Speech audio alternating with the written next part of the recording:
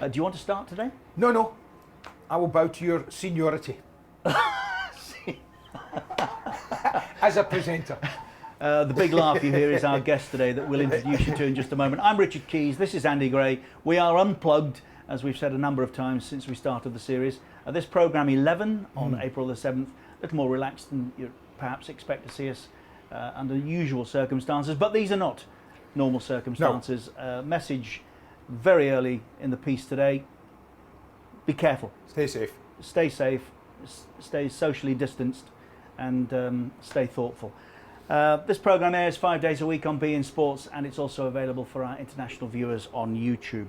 Newspapers first, and I thought I'd start with some really good news for you today. Go on. In my trawl around the local newspapers yesterday, this from the Liverpool Echo. The what? Everton News. Yes. Jesse Lingard linked. 1st or 7th? Really? He could do a lot for your football club. I thought about that last night. You know, he could. Excuse me. Tom Davis, for instance. No. Fashion tips. He's got his own fashion line. He could help Tom. No, I'm sorry. You're sorry what? I'm sorry, no. I can think of many better players I'd rather see in an Everton shirt than Jesse. Greatest to respect, Jesse. No. Not for me. Not my favourite, as you know. So. And this, just to spoil the football for you when it returns, Newcastle United linked with Alfredo Morelos as the price drops to 13 million. Wow. I think that's good business. That is good business. That. I mean, if Morelos can take his form at Ibrox and put it into the Premier League, which is not a given, because many players have tried to do that from the lower leagues in England, from the Premier League in Scotland, and not been able to take that form into the big league in England. So if he takes it in, then for 13 million, Newcastle get themselves a great player. But you know, at the moment, Steven Gerrard's done a brilliant job with him this season. Really fantastic. He's got hold of him. He's contained him. He's not let Rangers down as much as he did last season.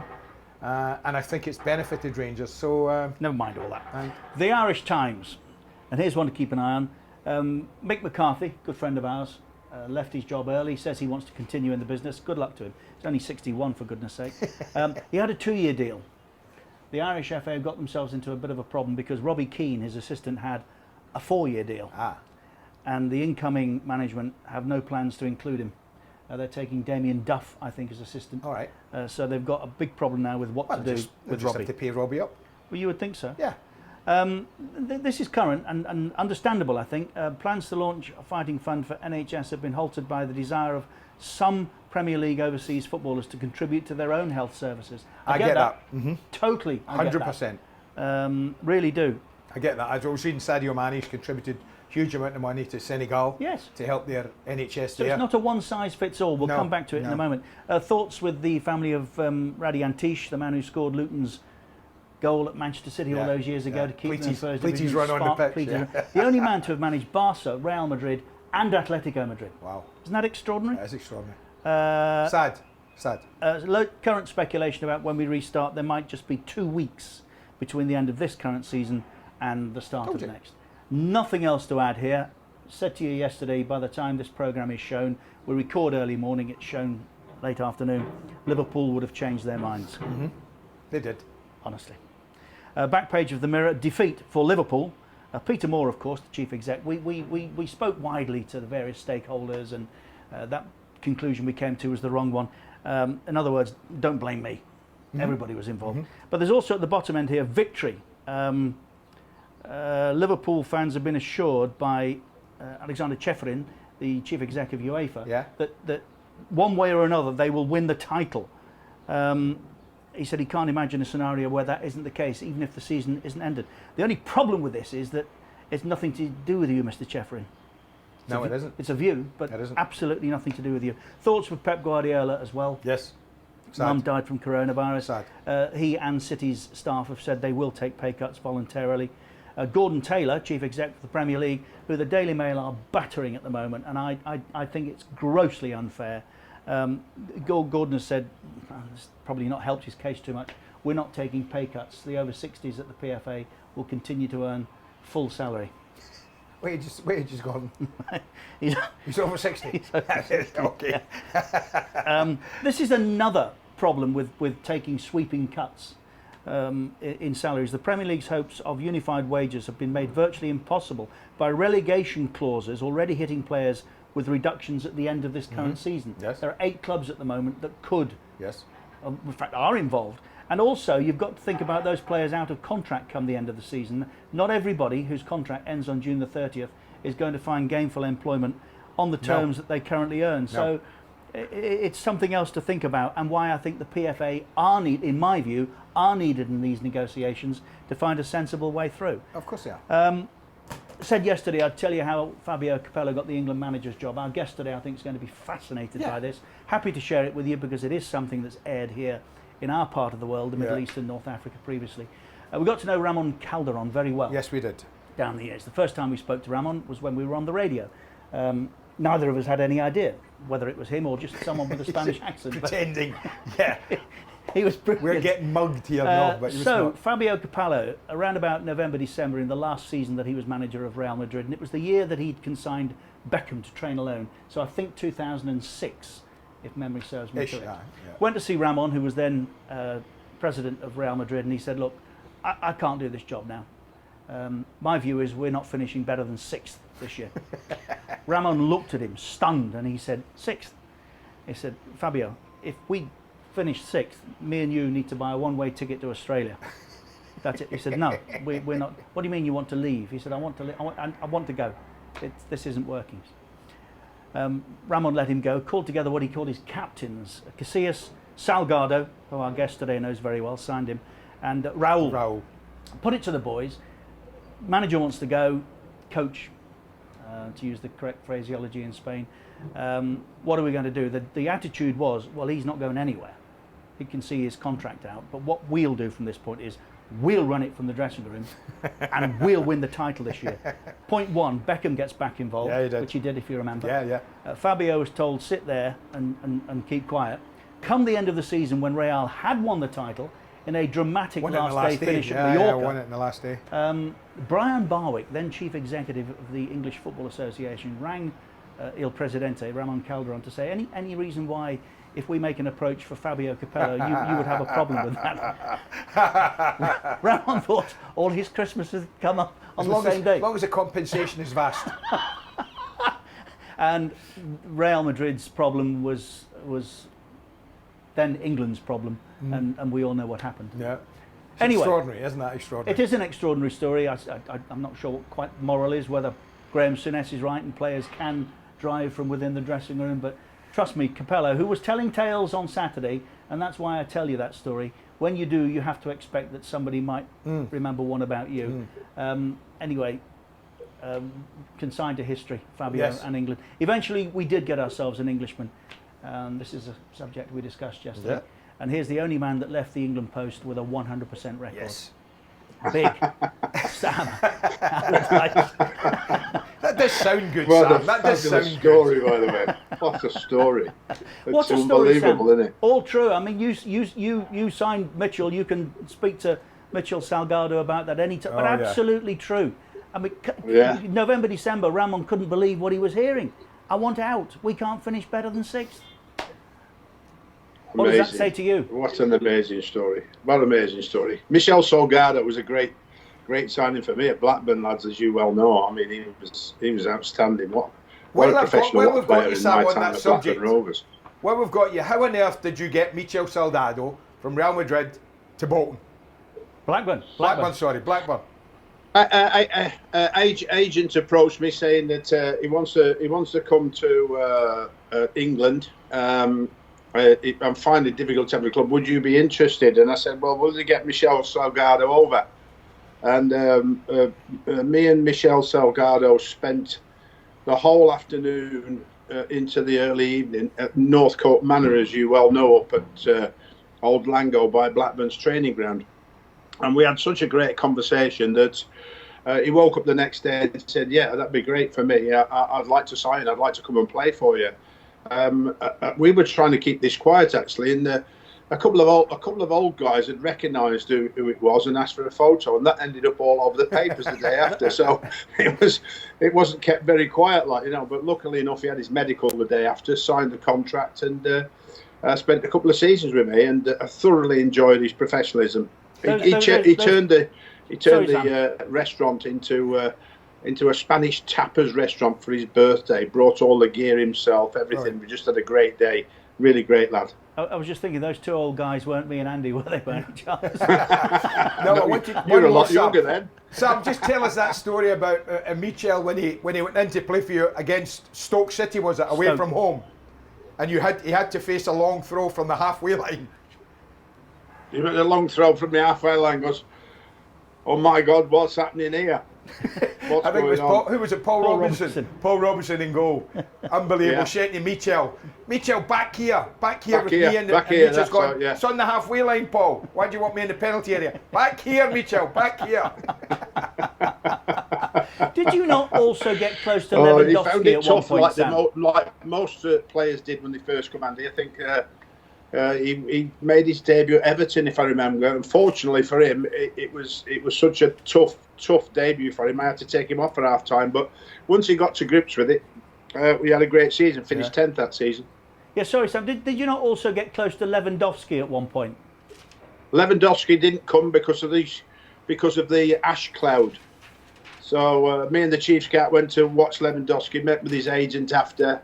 Made him a bid that got accepted, I believe, at €8 million, and unfortunately the ash cloud cancelled all flights, so he couldn't fly into England. We were waiting for him, and then the next thing, I think he signed for Borussia Dortmund, and that was the end of it. Wow, I think the good thing about that is he tells that story. Lewandowski actually tells that story himself. Yeah. So it was one that had we got him at Blackburn Rovers at that time, who knows, I might still be there. You know you wouldn't. No, you wouldn't. Don't be silly, Sam. No chance. Just whilst we're on the subject, who would be another of the high-profile misses, someone you got very close to that we know? Well, it was Rivaldo, wasn't it, from Brazil? Rivaldo? Or Ronaldo. Was it Rivaldo, Ronaldo? We met him in the Manchester Hotel when I was at Bolton in the Lowry for 3 or 4 hours. Thought we'd impressed him enough to come and join us, and unfortunately he decided not to come. But that was probably one of the bigger ones that didn't quite make it coming over to England. People love the Premier League, Andy. That's Richard. People love the Premier League so much at that particular time, particularly, that they couldn't wait to get here, and I think it's still like that now. And then it was about the money, but perhaps not as much as it is about the money now. It was about playing in the Premier League and enjoying themselves while they were here. And we'll beat a fabulous side, and players like that wanted to come and play in the Premier League. Is it better now, Sam? I mean, it gives us a chance to look back in this enforced break we've got to maybe the history a bit about the Premier League. Do you feel the Premier League is better now than it was, say, when you were at Bolton? I'm not so sure about that, because I'm not so sure that because of the cost of football today, that we actually keep as many quality players as we used to, Andy. You know, I think that now we have to limit the amount of top quality players we have because of the costs, and I think people's squads, particularly if you look on the front line, across the Premier League, who has more than 2 strikers? Some have 1, particularly Tottenham. Yeah. You know, I mean, you know, after Kaney, who've they got? There isn't anybody to really replace him, have they? No. Like, you know, but you know, in the early 2000s, we were there, and you were at Man United with, you know, Cole, you know, Solskjaer, Sheringham. You know, it was unbelievable. Dwight York, you know, so they had 4 top quality strikers, Man United at that time, and I think that was across the board. But on Arsenal, Bergkamp, Henry, you know, it was. I think it was from a squad point of view, there were bigger and better quality players then you could keep. Now there are top quality players, but there's fewer of them. Yeah. Just on the subject of Alan Shearer, you made me think, Andy, he didn't sign for Manchester United, No. although they did try twice. But Sam was there, a fabulous dinner that we used to host in London, a Legends dinner, and Alan was being honoured for a Lifetime Achievement Award by Sir Alex Ferguson. And it was about the first time, I think, publicly, that the two had ever been seen in the same room. And of course, Fergie wanted to have the last word and made the point to Alan at the end of the presentation that had you joined us, you'd have won a whole lot more. And Alan very quickly fired back, so would you. It was a good answer. Well, Great answer. it was a good answer. I'm not so sure Fergie could have won a lot more. Well, I think you'd have won the European Cup might have perhaps done, more than yeah. once, and that's one of his great regrets. But listen, Sam, we talked about it briefly at the top of the show. Where are you in the current debate on football players' wages and 30% pay cuts? Well, it's usually difficult, and there's one thing for sure: the politicians should stay out of it. They've got enough on the plate without trying to assert more pressure on what is a very difficult situation. They've got enough to be coping with, rather than trying to create a problem within the game and within the public and within the press writing headlines about it again. Because we don't see anybody writing about other top sportsmen who earn millions and millions of pounds cutting their wages by 30% or 40 or 50%. So it's the same old. It's always headed at the footballers, which does annoy me. I get your point about the foreign players. They would want to help their own countries. In general, I would love. Are we helping the NHS, or are we helping the clubs survive because of the cash crisis, as everybody's going to suffer now? While a club gets millions and millions of pounds, it also spends millions and millions of pounds very, very quickly. And there's not too many Premier League clubs won't go into debt with this problem if it continues by just paying the full wages. So something has to give somewhere along the line if it continues.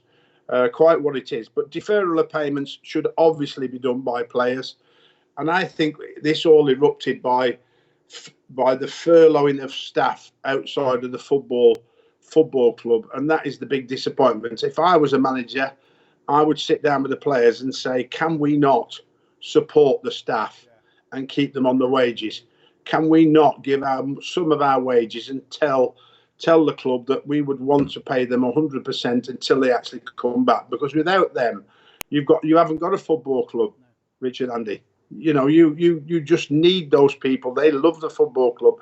That most of them have been there for years and years and years, and you just need to support them in these hard times. And footballers, and Premier League footballers particularly, can support the staff who are worried about their families, worried about where the next wage packet's coming from. Do you think, Sam, the line has got blurred between public dismay now, as it's surfaced, being aware of the outlandish salaries the top players earn, and taking a cut to help the NHS, if indeed that is what it's going to do, and others around the football club? The fact that footballers, to go back to the start of the question, earn these exorbitant amounts of money is an irrelevance to a degree in the argument about taking deferrals, isn't it? Yes, it is. I mean, the other scenario is, the other scenario is Andy, that probably Premier League footballers are the biggest contributors to tax in this country. Yes. Yes. I don't think any firm, I'm talking about the size of the Premier League, Yes. how many players there are, I think they will pay more tax in this country than any other firm across this country or any other sport. It's estimated, Sam. Sorry, Sam. There's only a few hundred. Yeah. They're paying 40% plus the national insurance. If they defer wages, as somebody's already pointed out, to 500 million, that's 200 million in deferrals to the taxman. So how does it help? Is that going to help? And I think most of the clubs would want these deferrals to help themselves get through this problem.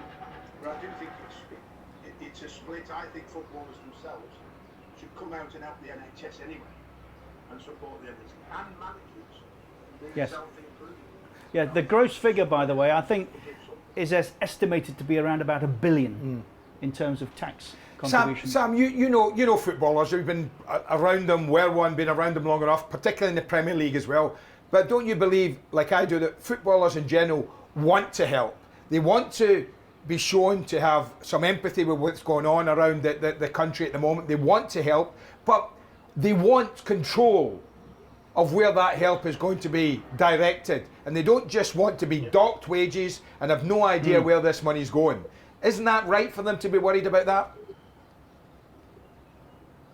Oh, absolutely. I mean, they have to make sure that if what they're going to sign or what they're going to agree to is legally correct for them and their families, and there can be no comebacks on it when it's all over, and we clear up again and we start playing again, because have they signed something that isn't correct? And I think that's what Gordon Taylor's on about. If we see the right documentation, by whether that's a standard document across the board, I think would be impossible to do, but each club and each individual club can sit down with the players, the captain and the PFA, and come to some agreement. I think I heard the Burnley chairman only yesterday saying if they don't play between now and the end of the season, they might actually go bust. Yes. So I find that's a that shortage of cash that they've got for paying wages at the moment. So something has to give, and certainly players, I think, have always wanted to give generously. Yes. Wherever I've been, particularly in the Premier League, because they give generously every week, Andy. They financially give some of their money every week to support the local areas in the community, and they also give their time willingly to support the community by turning out to many, many places throughout that week before they play each game. So they are constantly doing good, but that is not what really gets publicised that much. I noticed a piece yesterday, Sam, I referenced it, that you did with Steve Bates at the weekend, and you said football will never be the same again when we restart. What did you mean by that? Yeah. Well, I felt, speaking to Steve, I felt that the global devastation we're suffering means that everybody's income will probably reduce dramatically. And as we know, we're all feeling the benefit, or have felt the benefit, of subscribers throughout the world paying to watch Premier League football. And will that happen again? Will people have the money to say that we can pay this much a month to watch our beloved game, watch the Premier League across the world? I'm not so sure. It may come back eventually when the country turns around or the world turns around. But I think for the time being, I think there's going to be a shortage of finance for families to actually pay subscriptions to watch live games, and that might be a problem. And I think that we might all have to adjust for a while before that actually comes back. Do you see the game back, Sam, anytime soon? Oh, Andy, we'd all love for the season to finish, and there's no doubt about that, and me as much as anybody else. But how can we? How can we even think about it when we are lambasting everybody for not doing enough social distancing in this country? There's still one or two, and the weather's got even better again, and we hope that everybody adheres to it. There are lockdowns worse than this in many, many other countries. So how can we think about going playing football? There is no cure, there is no vaccination, and I can't see us getting back to playing football until such time as we have a vaccination that actually clears up this virus. And I think that makes life very, very difficult for everybody to say we want to finish every division, every football match in this country, and then start again whenever the time is right. They haven't been badly affected in Germany as other European countries. I noticed that Bayern Munich went back to work yesterday, training in small groups of 5. A few others have done it as well. Nobody shaking hands with each other, which is common practice these days. But would you be happy right now, Sam, to contemplate going back to work anytime soon? Well, I would. I've had news this week when I woke up, and then obviously we don't watch the news for too long because obviously it can really get you down. But one thing happened this week that really brought it home to me was two young nurses died in their 30s, treating people with coronavirus, and both those nurses had 3 children each. Oh. And so when you're listening to news like that, how can we think about actually interacting if not into reacting, is the way forward to stop spreading this virus. And when we're listening more and more to the scientists, it's on. Even though we're getting deliveries, it's on the boxes, it's on the paper, it's on the door handles, it's on everything. So you've got to continue to wash and sterilise nearly everything that arrives at your door now. Even though it's just a few bags from supermarkets, it may be on that. And I think it's such a devastating virus that we have to be as vigilant as possible. And if football has to suffer just for one season, as disappointing it is for everybody, and I'm a football man, as you know, we have to think about lives and nothing else, and staying safe. And that's the word that really should go around the world. Absolutely. Could not have put that any better, to be fair. No. Thank you for your time this morning, Sam. Thank you, Sam. On a unique day in Bolton, I would suggest to you. Yes? Yeah, I look behind Sam and see sunshine and not rain. It is sunshine. It's beautiful here in Bolton, sunny Bolton. But we all must remember, we can't go out. We have to stay in and be vigilant. Or we can go out in our own back gardens. Yeah. Yes. Yeah, I've got a funny feeling your garden could take a 30-minute walk, Sam. Don't you worry about that.